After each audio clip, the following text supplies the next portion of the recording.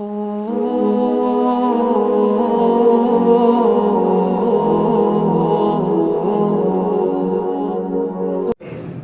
قدر مسلمانین، نوجوانان اسلام و دینی ملی بھائیوں، رجوع الی القرآن کے تحت خطبات جمعہ کا یہ ایک سلسلہ شروع کیا گیا ہے جس میں قرآن پاک کی عظمت، قرآن پاک کی اہمیت کو بتلانے کے بعد تعلیمات قرآنی کا سلسلہ شروع کیا گیا ہے۔ قرآن پاک کی تعلیمات کی اگر مجموعی طور پر بات کی جائے تو بلا شبہ اتنی زیادہ تعلیمات ہیں، چونکہ دستور زندگی بنا کر کے اللہ تعالیٰ نے اپنے کلام کو نازل کیا ہے۔ حقیقت تو یہ ہے کہ سب کچھ اللہ نے اپنے کلام میں بیان کر دیا ہے۔ سال ہر سال اگر خطبات جمعہ کا یہی ایک سلسلہ جاری و ساری رکھا جائے تو بھی اس کے مجموعات کو اور مضامین کو بیان کرنے کے لیے ناکافی ہے، کیونکہ اللہ کے کلام کی خصوصیت ہے کہ اللہ تعالیٰ نے اپنے کلام کے اندر اتنی ساری چیزیں بیان کر دی ہیں کہ بیان کرنے والا بیان کرتا چلا جائے تو بھی اس کی انتہا کو نہیں پہنچ سکتا۔ تو خطبات جمعہ کے اندر مقصود اصل یہی ہے کہ جو ہمارے سماج اور معاشرے سے متعلق اللہ رب العالمین کی کلام کی ہدایات ہیں، اللہ رب العالمین نے اپنے قرآن کے ذریعے سے جو ہمارے سماج اور معاشرے کو بہتر اور مثالی بنانے کے لیے جو ہدایات جاری کی ہیں، ان اہم پہلوؤں پر روشنی ڈال دی جائے۔ تو گزشتہ خطبہ جمعہ میں قرآن پاک کی آیات کی روشنی میں عقیدہ توحید سے متعلق ہم نے گفتگو کی، کیونکہ سب سے اہم معاملہ یہی ہے کہ اللہ تعالیٰ کو ہم پہچانیں، اس کی معرفت ہمیں حاصل ہو، اس کی یکتائیت کو ہم جانیں، اس کے ساتھ کسی کو ساجی اور شریک نہ کریں، کیونکہ اس کے بعد ہی جب بندہ اس بات کو مان لیتا ہے، تسلیم کر لیتا ہے کہ ہاں وہ اکیلا ہے، یکتا ہے، تنہا ہے، لا شریک ہے، اس کے بعد ہی پھر اعمال کی باری آتی ہے۔ پھر بندہ جیسا عمل کرتا ہے وہ عمل اگر اللہ کے رسول کے حکم کے مطابق ہے تو وہ عمل مقبول ہوتا ہے، لیکن اگر وہ پہلی ہی ڈگر یا پہلی ہی سیڑھی غلط رکھ دی جائے تو پھر اوپر چڑھا نہیں جا سکتا کسی بھی صورت میں۔ اگر آدمی کا بلیف اور ایمان ہی صحیح نہ ہو، اللہ کی وحدانیت پر اس کا ایمان نہ ہو، اس کے ساتھ ساتھی اور شریک ٹھہراتا ہو، تو کتنے بھی اچھے اعمال کر لیجیے کوئی فائدہ نہیں۔ تو ہم نے الحمدللہ اس تعلق سے قرآن کریم کی آیات کی روشنی میں یہ سن لیا ہے، جان لیا ہے کہ اللہ رب العالمین کو ایک ماننے کا مطلب کیا ہے، ایک جاننے کا مطلب کیا ہے۔ آج کے اس خطبہ جمعہ میں قرآن کریم کی ایک بہت اہم تعلیم عدل و انصاف سے متعلق ہم سنیں گے انشاءاللہ۔ اللہ رب العالمین سے دعا ہے کہ باری تعالیٰ مجھے حق کہنے اور ہم سب کو عمل کرنے کی توفیق عطا فرمائے۔ دیکھیے، اس تعلق سے یہ بات بھی جان لیجیے کہ یہ جو اہم چیزیں میں آپ کے سامنے قرآن کریم کی آیات کی روشنی میں رکھنے کی کوشش کر رہا ہوں، ترتیب اس میں مطلوب نہیں ہے۔ آپ یہ نہ سمجھیں کہ توحید کے بعد کیا سب سے اہم معاملہ وہ عدل و انصاف کا ہے، نہیں۔ جن چیزوں کو میں سماج کے اندر دیکھ رہا ہوں اپنے حساب سے، اور ان چیزوں کو میں سمجھ رہا ہوں کہ ہاں اس تعلق سے بولنا، لوگوں کی توجہ دلانا بہت ضروری ہے، تو ان چیزوں کو میں کوشش کر رہا ہوں کہ اس تعلق سے جو ہے آگاہی کی جائے اور اس تعلق سے لوگوں کی توجہ دلائی جائے۔ تو عدل و انصاف سے متعلق قرآن کریم کی آیات میں اللہ تعالیٰ نے کیا ہدایات کی ہیں، اس سلسلے میں سب سے پہلے آپ یہ جان لیں کہ اللہ تعالیٰ کی جو صفات ہیں، جو اس کے صفاتی نام ہیں، بہت سارے صفاتی اللہ کے نام ہیں، ان میں سے ایک نام العدل ہے۔ لیکن اللہ رب العالمین سراپا عدل ہے، وہ عادل ہے، منصف ہے، انصاف پرور ہے، ظالم نہیں ہے، اور انصاف کو پسند فرماتا ہے۔ ان اللہ یحب المقسطین، اللہ رب العالمین انصاف کرنے والوں کو پسند فرماتا ہے۔ تو اللہ تعالیٰ نے جہاں اپنی صفت عدل بیان فرمائی، جہاں وہ خود عادل ہے، منصف ہے، اس نے اپنے بندوں کو بھی اس صفت سے متصف ہونے کی تعلیم فرمائی۔ اس نے انسانوں کو، لوگوں کو بھی صفت جو ہے عدل اور انصاف کرنے کا حکم فرمایا۔ ایک حدیث ہے جس میں اللہ تعالیٰ اپنی ذات کے حوالے سے فرماتا ہے، یا عبادی انی حرمت الظلم علی نفسی۔ عدل کا مخالف جو ہے ظلم ہے۔ اگر آدمی عدل نہیں کرتا ہے تو اس کا مطلب یہ ہے کہ وہ ظلم کر رہا ہے۔ وہ چاہے عدل کی مختلف شکلیں ہو سکتی ہیں، ضروری نہیں ہے کہ معاملات ہی دیکھے جائیں۔ اگر ہم عبادت بھی اس کی طریقے سے، اس کی جگہ پر جس کے لیے عبادت ہونی چاہیے، جس کے لیے نماز پڑھنا چاہیے، جس کے لیے ذکر کرنا چاہیے، اگر ہم وہ کرتے ہیں اس کے مطابق، قرآن سنت کی تعلیم کے مطابق، تو ہم عدل کر رہے ہیں۔ لیکن اگر یہی عبادتیں ہم کسی غیر کی خوشنودی کے لیے کرنے لگ جائیں، کسی غیر کے طریقے پر کرنے لگ جائیں، تو یہ ظلم ہے عدل کے خلاف۔ تو اللہ رب العالمین فرماتا ہے اس حدیث قدسی کے اندر، اے میرے بندو، میں نے ظلم کو اپنی ذات پر حرام کیا ہے، فلا تظالموا، تو تم ظلم مت کرو، یعنی انصاف کرو، عدل کو بروقار کرو۔ اللہ رب العالمین کے فرمان قرآن کریم کی آیت میں ایک خطبہ مسنہ کے بعد پیش کی ہے۔ اس آیت میں اللہ فرماتا ہے، ان اللہ یأمر بالعدل، حکم دیتا ہے کہ بے شک اللہ تعالیٰ حکم دیتا ہے کہ لوگوں تمہیں عدل کا، انصاف کا، والاحسان اور حسن سلوک کا، وایتاء ذی القربی، رشتہ داروں کو دینے کا، جو اللہ نے تمہیں عطا کر رکھا ہے اس میں رشتہ داروں کا بھی حصہ ہے، ان کو دو، وینہی عن الفحشاء والمنکر، بے حیائی اور بے شرمی کے کاموں سے روکنے کا، یہ اللہ رب العالمین حکم فرماتا ہے۔ اس آیت کے ضمن میں مفسرین نے لکھا ہے کہ اگر اللہ تعالیٰ قرآن کریم جیسا عظیم اور ضخیم کلام نازل نہ کرتا، بڑا کلام نازل نہ کرتا، صرف یہی ایک آیت نازل فرما دیتا، تو اس دنیا کے اندر اس انسان کو اللہ کے حکموں کو کس طرح سے بجا لانا ہے، اسے کیا کرنا ہے، کیا نہیں کرنا ہے، یہ آیت کافی تھی۔ اتنی عظیم آیت ہے، اور اس آیت کا آغاز ہو رہا ہے، سب سے پہلی جو ہدایت، جو اللہ کا حکم ہے، وہ عدل کا ہے۔ ان اللہ یأمر بالعدل والاحسان وایتاء ذی القربی، دیگر چیزوں کا ذکر بعد نہیں۔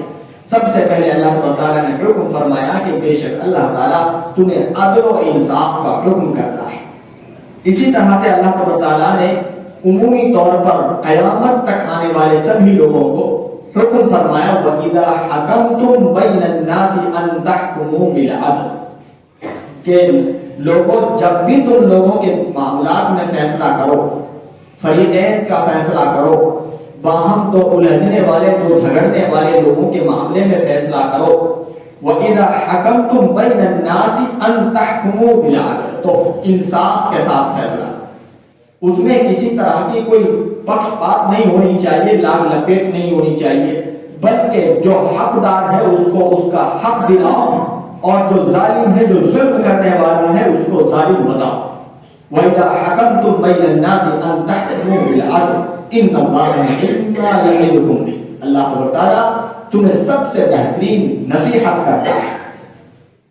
اسی طرح سے اللہ رب العالمین نے قرآن کریم میں نبی کائنات صلی اللہ علیہ وسلم کو مخاطب کر کے بلکہ آپ سے کہلوایا، وَأُمِرْتُ لِأَعْدِلَ بَيْنَكُمْ، کہ اے لوگوں مجھے رب نے حکم دیا ہے، مجھے حکم دیا گیا ہے اس بات کا کہ میں تمہارے بیچ انصاف کے ساتھ فیصلہ کروں۔ تو قرآن کریم کی بہت سی آیات ہیں جن آیات میں اللہ تعالیٰ نے حکم دیا ہے، جہاں اپنی صفت قرار دیا، جہاں اس کو پسند فرمانے کا ذکر کیا، وہیں پر نبیوں کو حکم دیا، بندوں کو حکم کیا، کیونکہ اس سرزمین پر اللہ تعالیٰ نے اس انسان کو ایک دوسرے کا جانشی بنایا ہے، یہاں کے معاملات ایک دوسرے کے ساتھ ہیں، لہذا اگر اس سرزمین پر ہم امن اور شانتی چاہتے ہیں، جو سب سے بڑا سرمایہ ہے، جو سب سے بڑی ایک نعمت ہے اللہ رب العالمین کی، بلا شبہ کی ایمان سب سے بڑی دولت ہے، لیکن اس سرزمین کو برقرار رکھنے کے لیے، اس زمین پر بقا کے لیے، یہاں کے معاملات کو صحیح نہج پر رکھنے کے لیے ضروری ہے امن، پیس، اور پیس تبھی ممکن ہے کہ جب کہ عدل اور انصاف کا بول بالا ہو، اور مختلف جو ہے ہر پڑاؤ پر زندگی کے ہر جو ہے زاویے پر انصاف کا دامن جو ہے تھاما جائے. تو اس سلسلے میں اللہ رب العالمین نے دو ایسی چیزوں کا بھی ذکر کیا ہے قرآن کریم کے اندر جو عموماً اس انصاف کو تباہ کرنے کا ذریعہ ہوتی ہے, جو انصاف کو, جو عدل کو ختم کرنے کا ذریعہ ہوتی ہیں. دو چیزیں سب سے اہم کردار ادا کرتی ہیں, سب سے بڑی رکاوٹ بنتی ہیں. ایک ہے دشمنی اور ایک ہے محبت. دشمنی جب کسی بھی فریق سے, کسی بھی شخص سے اگر ہمارے دل کے اندر ذرا اس سے ناراضگی ہے, اس کے تعلق سے کچھ دوسرا تاثر ہے, کسی خاص قوم سے کچھ ناراضگی ہے, دشمنی ہے, یا وہ ہماری ہم فکر نہیں ہے, تو عموماً اس دشمنی کے نتیجے میں انسان کیا ہے, عدل کا دامن چھوڑ بیٹھتا ہے, انصاف کا دامن چھوڑ بیٹھتا ہے. اللہ رب العالمین نے بہت وضاحت کے ساتھ اس بات کا ذکر فرمایا. چنانچہ دیکھیے آیت ہے سورۃ المائدہ آیت نمبر 8 ہے. اللہ فرماتا ہے یا ایھا الذین آمنوا کونوا قوامین للہ شہداء بالقسط. سب سے پہلے تو اہل ایمان کو اس بات پر متنبہ کیا, اپنی ذات کے ساتھ جوڑ کر کے جو آگے ہدایت کی جا رہی ہے اس کی تاکید یا اس کی اہمیت کو اللہ نے اجاگر کیا. اے ایمان والو, تم اللہ کی خاطر انصاف کے ساتھ گواہی دینے والے بن جاؤ, عدل کے ساتھ جو ہے گواہی دینے والے بن جاؤ. اور اس کے بعد فرمایا وَلَا يَجْرِمَنَّكُمْ شَنَآنُ قَوْمٍ عَلَىٰ أَلَّا تَعْدِلُوا اعْدِلُوا هُوَ أَقْرَبُ لِلتَّقْوَىٰ وَاتَّقُوا اللَّهَ إِنَّ اللَّهَ خَبِيرٌ بِمَا تَعْمَلُونَ. تاکید در تاکید کئی انداز سے اللہ تعالیٰ نے اس چیز پر فورس کیا, زور دیا. فرمایا کہ کسی قوم کی دشمنی تمہیں انصاف نہ کرنے پر آمادہ نہ کر دے, کہ تم انصاف کرنا چھوڑ دو. کسی قوم کی دشمنی تمہیں اس بات پر آمادہ نہ کر دے. پھر حکم دیا الگ سے اعدلوا, لہذا عدل کرو, انصاف کرو. اگر کوئی معاملہ آیا ہے وہ خواہ تمہارے اپنا ہم خیال ہو, تمہارے اپنے مسلک کا ہو, اپنے مذہب کا ہو, یا کسی اور مذہب کا ہو, اس سے بالاخطاب ہو کر کے, اس سے بالکل غیر جانبدار ہو کر کے فی نفسی تم معاملے کو دیکھو. معاملہ ہے کیا, حقیقت ہے کیا, سچائی ہے کیا, کون حق پر ہے, کون سچ پر ہے, اس کو دیکھو. اعدلوا هو اقرب للتقویٰ, انصاف کرو, یہ تقویٰ کے زیادہ قریب ہے. اور پھر آگے اللہ نے الگ سے حکم فرمایا واتقوا اللہ, یہ معاملہ بہت سنجیدہ ہے, لہذا اللہ سے ڈرو. ذرا بھی پخپات نہیں کر رہی, اللہ سے ڈرو. اللہ کے نور منصف بنے ہو, جج بنے ہو, حاکم بنے ہو, معاملے کو نپٹانے والے بنے ہو, تو اللہ سے ڈرو. اگر کچھ بھی بے اعتدالی کرو گے تو اللہ کے حضور تمہیں نہیں کھڑا ہونا ہے. واتقوا اللہ, اللہ سے ڈرو. ان اللہ خبیر بما تعملون, جو بھی کچھ تم کر رہے ہو اللہ سب کچھ سے واقف ہے, سب کچھ خبر رکھنے والا ہے. تو یہ تو دشمنی کے تعلق سے قرآن کریم کی ہدایت. اس کے علاوہ محبت سے متعلق کہ محبت کے اس میں بھی آ کر کے آدمی بہت سی مرتبہ انصاف کے دامن کو چھوڑ بیٹھتا ہے, انصاف کا زاویہ اس کا جو ہے بدل جاتا ہے. اس سلسلے میں سورۃ النساء آیت نمبر 135 ہے. اللہ فرماتا ہے یا ایھا الذین آمنوا کونوا قوامین للہ بالقسط شہداء للہ. یہاں پر بھی سب سے پہلے اس چیز کا ذکر ہوا, یعنی اللہ نے اپنی نسبت ذکر فرمائی. اے ایمان والو, اللہ کی خاطر انصاف کے ساتھ کھڑے ہونے والے بن جاؤ, انصاف کے ساتھ گواہی دینے والے بن جاؤ. وَلَوْ عَلَىٰ أَنفُسِكُمْ, گرچہ کہ تمہاری گواہی انصاف کی خاطر اپنے خلاف بھی کیوں نہ دینی پڑ جائے. اللہ, یہ ہے اسلام کا پیمانہ. انسان عموماً دوسرے کی تو بات چھوڑیے, آگے ان کا ذکر ہے, لیکن سب سے پہلے انسان کو, چونکہ ہر آدمی کو اپنی فکر ہوتی ہے, تو اللہ نے فرمایا اگر تم خود بھی ظالم ہو تو ہچکچاؤ نہیں, اپنے تعلق سے بھی کہہ دو کہ ہاں بھائی یہاں پر میری غلطی ہے, میں اپنی غلطی کا اعتراف کرتا ہوں, میرا بھائی جو ہے سچ پر ہے, حق پر ہے. انصاف اس کو پرووائڈ ہونا چاہیے, انصاف اس کو جو ہے ملنا چاہیے. فرمایا وَلَوْ عَلَىٰ أَنفُسِكُمْ, گرچہ تمہارے خلاف کیوں نہ گواہی دینی پڑ جائے, تمہیں خود اپنے خلاف اویل والدین یا اپنے والدین کے خلاف جانا پڑ جائے, کیونکہ انسان کے لوگوں میں سب سے پہلے کون ہے, اس کے والدین. انسان کی سب سے پہلے اپنی ذات, اس کے بعد اس کے والدین. تو فرمایا اول والدین یا والدین کے خلاف جانا پڑ جائے، والاقربین یا رشتہ داروں کے خلاف جانا پڑ جائے، ان یکن غنیا او فقیرا. اس کے بعد ایک اصول کا ذکر فرمایا کہ اگر جو دو باہم فریق ہیں جن کے بیچ میں تم فیصلہ کرنا چاہتے ہو، ان میں کا کوئی بھی ایک فریق مالدار ہے یا کوئی غریب ہے، فرمایا فاللہ اولا بہما، اللہ ان کی غربت یا فقر سے متعلق اللہ خوب خبرگیری رکھنے والا ہے. تم جو معاملہ تمہارے پاس جو آیا ہے اس معاملے میں اللہ زیادہ لائق ہے، اللہ کے حکم کو تم بجا لاؤ. ان کا فقر یا ان کی مالداری اس معاملے کے اندر تمہیں ایک طرف نہ جھکا دے. ہوتا ہے عموماً کسی مالدار کی مالداری کی وجہ سے، جو ہم دنیا دیکھ ہی رہے ہیں کہ مالدار جو پیسے والے ہوتے ہیں ان کے لیے بالکل الگ ہی معاملہ ہوتا ہے، انصاف کے تقاضے الگ ہی ہوتے ہیں. ان کے اسٹیٹس کی وجہ سے چینج ہو جاتے ہیں معاملات، ان کے پیسے کی وجہ سے بہت سی مرتبہ معاملات چینج ہو جاتے ہیں، ان کے اثر رسوخ کی وجہ سے معاملات چینج ہو جاتے ہیں. غریب ہے تو اس کے خلاف معاملہ سنا دیا جاتا ہے، کورٹ کچہری کے اندر اس کو مجرم کھڑا کر دیا جاتا ہے، اس کے خلاف کوئی ڈر نہیں ہوتا. لیکن جو پیسے والا ہے، اثر رسوخ والا ہے، اس کے تعلق سے بالکل دوسرا طریقہ اپنایا جاتا ہے. ان یکن غنیا او فقیرا، معاملات لینے والے دو فریقین وہ مالدار ہو یا غریب، اس سے تمہارا کوئی تعلق نہیں ہے. جج کا، انصاف کرنے والے کا اس سے کوئی لینا دینا نہیں ہے. فاللہ اولا بہما، اللہ رب العالمین کا حکم بجا لانا یہ سب سے زیادہ لائق ہے. اور پھر اس کے بعد میں فرمایا فلا تتبعوا الهوى ان تعدلوا، لہذا غنائیت کی وجہ سے، فخر و فاقہ کی وجہ سے جو دل کے اندر اگر کوئی چیز جب بات آتی ہے، لہذا اس بات پر تمہیں دھیان نہیں دینا ہے. خواہش نفس تمہیں عدل سے نہ پھیر دے. فلا تتبعوا الهوى، خواہشات نفس کی پیروی عدل کے تعلق سے تم نہ کرو. وَإِن تَلْوُوا، دھمکی دی اللہ نے آگے پر، اور اگر تم اس کے بعد بھی پشپات کرتے ہو، جانبداری کرتے ہو، تو فرمایا فَإِنَّ اللَّهَ كَانَ بِمَا تَعْمَلُونَ خَبِيرٌ، سن لو اللہ رب العالمین جو بھی کچھ تم کر رہے ہو اس سے باخبر ہے. اتنی واضح آیت ہے. اس کے بعد اللہ کے رسول صلی اللہ علیہ وسلم اور اصحاب رسول صلی اللہ علیہ وسلم کی زندگیوں کو اگر ہم دیکھیں، قرآن کریم کی چند ہی آیات میں نے اس تعلق سے آپ کے سامنے پیش کی ہیں. اب اس کے بعد چونکہ سب سے بہترین جو ہمارے لیے ایگزامپل جو ہے یا جو سب سے بہترین پیریڈ کہ جس میں اللہ کے فرامین پر عمل پیرا ہوا گیا، جس میں ان آیات کو جس میں ان احکامات پر عملی طور پر ثبوت یعنی عمل کر کے دکھلایا گیا، وہ اللہ کے رسول صلی اللہ علیہ وسلم کا زمانہ ہے. بلا شبہ خود نبی کائنات صلی اللہ علیہ وسلم سے بے شمار ایسے واقعات اور قصص آپ کو ملیں گے صحیح اور مستند روایات کی روشنی میں، صحیح احادیث کی روشنی میں، کہ جس میں آپ صلی اللہ علیہ وسلم نے بلا داغ لپیٹ کے ان احکامات الہی کے مطابق فیصلے کیے.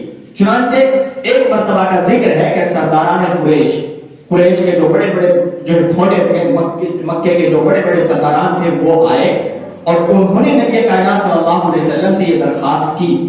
سورۃ النساء سورۃ المائدہ آیت نمبر 52 کی تفسیر کے اندر اس چیز کا ذکر ہے. معاف کیجیے، سورۃ انعام آیت نمبر 52، سورہ انعام آیت نمبر 52، اس کے اندر امام ابن کثیر رحمۃ اللہ علیہ نے اس بات کا ذکر کیا ہے. اصل میں آیت کے الفاظ ہیں، آیت سے بھی یہ پتہ چلتا ہے کہ ہاں معاملہ اس طرح کا ہے. آیت ہے وَلَا تَطْرُدِ الَّذِينَ يَدْعُونَ رَبَّهُم بِالْغَدَاةِ وَالْعَشِيِّ يُرِيدُونَ وَجْهَهُ، اے نبی آپ ان لوگوں کو اپنی مجلس سے نہ ہٹا دیں جو صبح و شام اللہ کی رضا کو چاہتے ہیں، اللہ کی عبادت میں مشغول ہیں.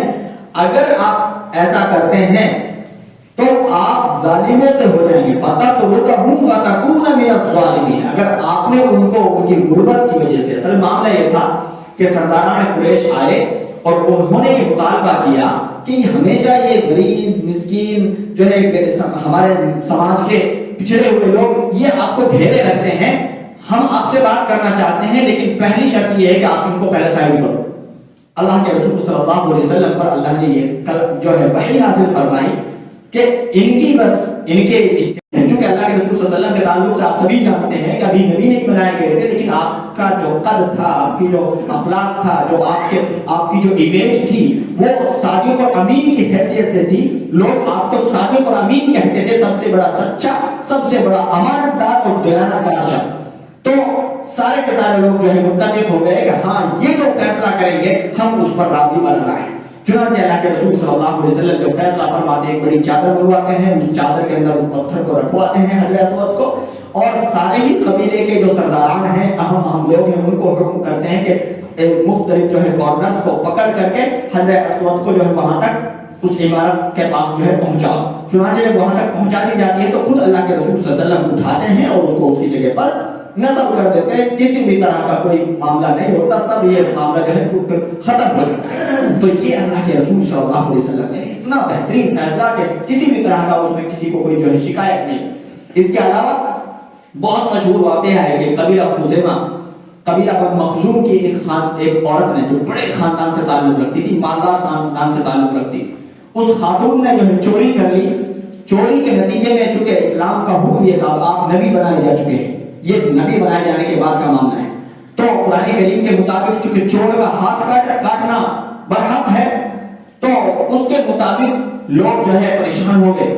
کچھ لوگوں نے حضرت اسامہ رضی اللہ تعالیٰ عنہ جو آپ سے بہت ہی ایک طرح سے انسیت رکھتے تھے, آپ خود نبی کائنات صلی اللہ علیہ وسلم سے بڑی محبت رکھتے تھے ان کے والد کی نسبت سے, تو انہوں نے یہ تجویز پیش کی لوگوں نے کہ اسامہ رضی اللہ تعالیٰ عنہ کو سفارشی بنا کر کے نبی کے پاس بھیج دیا جائے کہ یا رسول اللہ صلی اللہ علیہ وسلم اس خاتون پر حد نافذ نہ کی جائے, اس کے ہاتھ کو نہ کاٹا جائے, کیونکہ بڑا خدشہ ہے کہ بڑی سورش ہو جائے گی اور لوگوں میں فتنہ کا خدشہ ہے, لوگ قبائلی مزاج رکھتے ہیں تو بڑا معاملہ جو ہے اس سے اٹھ سکتا ہے.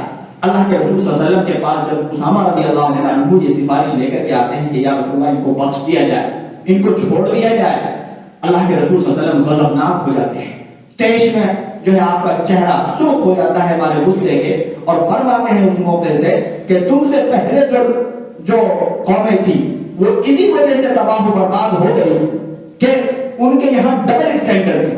جب کوئی مالدار شخص جو ہے کوئی حرکت کرتا تھا, کوئی جرم کرتا تھا تو اس کو بخش دیا جاتا تھا, اس کو چھوڑ دیا جاتا تھا. کوئی غریب اگر کچھ جرم کرتا تھا تو اس پر حد نافذ کر دیا. اس کے بعد آپ صلی اللہ علیہ وسلم نے ایک تاریخی جملہ فرمایا, اس سے بڑا جملہ اس تاریخ کے اندر جو ہے نہیں ملتا. اللہ کے رسول صلی اللہ علیہ وسلم نے فرمایا لو فاطمہ بنت محمد لسرقت, اگر فاطمہ بنت محمد بھی چوری کرے تو انصاف کا تقاضا یہ ہے کہ اس کا بھی ہاتھ کاٹا جائے. الحمدللہ یہ ہے اسلام کہ جس نے انصاف کے کٹگرے میں سب کو جو ہے ایک پیمانے پر تولا ہے, ایک لائن پر جو ہے کھڑا کیا ہے.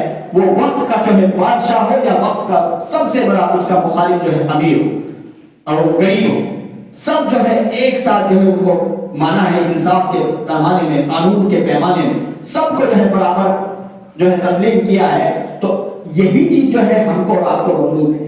اب اگر ہم اللہ کے کلام سے اپنا رشتہ مضبوط کریں, اللہ کے کلام کو پڑھنا شروع کریں, ہم ساری جو ہے عصبیتوں کو نکال کر کے, چونکہ اللہ کا کلام تو بلا شبہ وہ کلام ہے جو کسی مسلک سے نہیں جوڑا جا سکتا, جو کسی جماعت اور کسی گروہ سے نہیں جوڑا جا سکتا, تو ہم اس قرآن کریم پر تو الحمدللہ سب متفق ہیں. اللہ کے اس کلام کو پڑھنا شروع کیجئے, انشاءاللہ آپ منصف بن جاؤ گے, انصاف پر بن جاؤ گے. آپ کے اندر بے چینی پیدا ہو جائے گی کہ یار میں یہاں پر صرف اس بات کی وجہ سے کہ یہ میرا والد ہے, یہ میرا چچا ہے, یہ میرا دوست ہے, یہ میرا قریبی ہے, شناسہ ہے, اس وجہ سے اس کے ساتھ کھڑا ہو جاؤں, ایسا کیسا ہو سکتا ہے؟ تو یہ چیز جو ہے بہت ضروری ہے کہ ہم قرآن کریم کا مطالعہ کریں, اللہ کے اس کلام کی طرف آئیں, ہماری زندگیاں بدل جائیں گی, حق کے ساتھ کھڑے ہونے والے بن جائیں گے, سچائی کے ساتھ جو ہے گواہی دینے والے بن جائیں گے. ہم جو ذرا سی چیزوں پر اپنا ایمان بیچ دیتے ہیں, زمین فروش بن جاتے ہیں, اس کی سب سے بڑی وجہ یہی ہے کہ اس کلام کو ہم نے صرف جو ہے برکت کا ذریعہ سمجھ لیا ہے. اس کلام کو صرف جو ہے ہم نے شادیوں میں بڑے اچھے گفٹ کی شکل میں جو ہے دینے کا ذریعہ سمجھ لیا ہے. کسی شاعر نے کہا تھا تاکوں میں سجایا جاتا ہوں, دھو دھو کے پلایا جاتا ہوں. بڑی زبردست اس نے پوئٹری کہی ہے, علی مرحوم کی انشاءاللہ آنے والے وقت میں اگر موقع ملا تو میں تلاش کر کے سناؤں گا. اس نے واقعی زبردست نقشہ کھینچا ہے کہ آج اس کلام کے ساتھ ہمارا رویہ کیا ہے, ہمارا سلوک کیا ہے. ہماری ذرا سی چھوٹی سی چیزوں پر ہمارے پیمانے بدل جاتے ہیں, انصاف کے تقاضے بدل جاتے ہیں. اسلام وہ دھرم ہے کہ جس کے اندر صرف دوسرے لوگوں کے معاملات کی تو بات چھوڑیے, اگر ہمارے اپنے بچے ہیں، اپنی اولاد ہے، ان کے بیچ بھی انصاف کا حکم کرنے کا اسلام حکم کرتا ہے۔ چنانچہ نعمان بن بشیر رضی اللہ تعالیٰ عنہ مشہور صحابی رسول صلی اللہ علیہ وسلم ہیں، بیان کرتے ہیں کہ ایک مرتبہ میرے ابو نے مجھے کوئی گفٹ دیا، میری امی نے کہا میں تب تک اس سے راضی نہیں ہوں گی جب تک کہ اللہ کے رسول صلی اللہ علیہ وسلم سے اس بات کا میں معاملہ جو ہے نہ پوچھوں۔ چنانچہ اس کے بعد اللہ کے رسول صلی اللہ علیہ وسلم کے پاس وہ خاتون آئی، نعمان بن بشیر رضی اللہ عنہ کی والدہ، اور کہا کہ یا رسول اللہ صلی اللہ علیہ وسلم میرے شوہر نے میرے فلاں بچے کو یہ گفٹ دیا ہے۔ کہا کہ کیا سبھی بچوں کو گفٹ دیا ہے؟ کہا کہ نہیں۔ کہا کہ پھر میں ناانصافی پر میں گواہ نہیں بن سکتا۔ یعنی اللہ کے رسول صلی اللہ علیہ وسلم نے اپنے بچوں کے بیچ بھی انصاف کرنے کا حکم دیا ہے، لہذا ہماری اور آپ کی یہ ذمہ داری بنتی ہے کہ ہم اللہ کے کلام سے اپنا رشتہ مضبوط کریں، اس قرآن کریم کو ذرا پڑھیں۔ آپ اس ذرا سوچیں تو صحیح کہ اس سے بڑی اور اس سے گہری، اس سے دور اندیشی، اس سے بڑی انتہا کی مثال کیا ہو سکتی ہے کہ اللہ فرما رہا ہے کہ انصاف کے ساتھ کھڑے ہو جاؤ، گرچہ تمہیں اپنے خلاف بھی گواہی دینی کیوں نہ پڑ جائے۔ اس سے بڑی اور کیا؟ جس حد تک اللہ تعالیٰ ہمیں سمجھانا چاہتا ہے، ہمیں حکم دینا چاہتا ہے کہ انصاف بہت اہم معاملہ ہے، عدل بہت اہم معاملہ ہے، لہذا جب بھی جس وقت بھی، چونکہ یہ ضروری نہیں ہے کہ ہم اپنے مائنڈ صرف یہ رکھیں کہ یہ تو انصاف کا معاملہ، عدل کی جب بات آئے تو یہ حاکموں کی طرف نسبت کرتے ہیں۔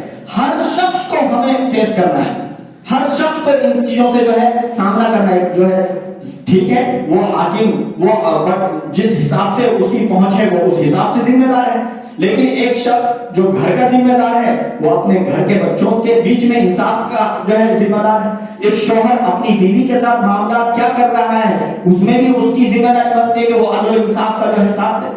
دوست کو اپنے دوستوں کے ساتھ معاملہ کیا کرنا ہے، پڑوسی کو پڑوسیوں کے ساتھ کیا معاملہ کرنا ہے، اس میں اس کا جو ہے امتحان ہے کہ وہ وہاں پر عدل کو برقرار لاتا ہے کہ نہیں، ظلم تو نہیں کر رہا۔ تو یہ ایسا نہیں ہے کہ صرف یہ حاکموں کا ہی معاملہ ہے، ہر شخص کو اس سے گزرنا ہے، اور ہر شخص کا اس کی اپنی پہنچ کے حساب سے، اپنی رسائی کے حساب سے اس کو جو ہے اس کا سامنا کرنا پڑنا ہے۔ لہٰذا ہر شخص کی ذمہ داری ہے کہ وہ عدل و انصاف کے جو ہے معاملے کو پورے طور پر پوری امانت داری اور دیانتداری کے ساتھ قرآن و سنت کے پیمانے کے مطابق جو ہے اس کو بجا لائے۔ اللہ رب العالمین سے دعا ہے ہماری تعالیٰ ہم سبھی کو قرآن و سنت کی تعلیمات کے مطابق عملی زندگی گزارنے کی توفیق عطا فرمائے۔ آمین وآخر دعوانا ان الحمد للہ رب العالمین۔ بارک اللہ لنا ولکم فی القرآن المجید ونفعني وإياكم بالذکر الحکیم وصلی اللہ علیہ وسلم۔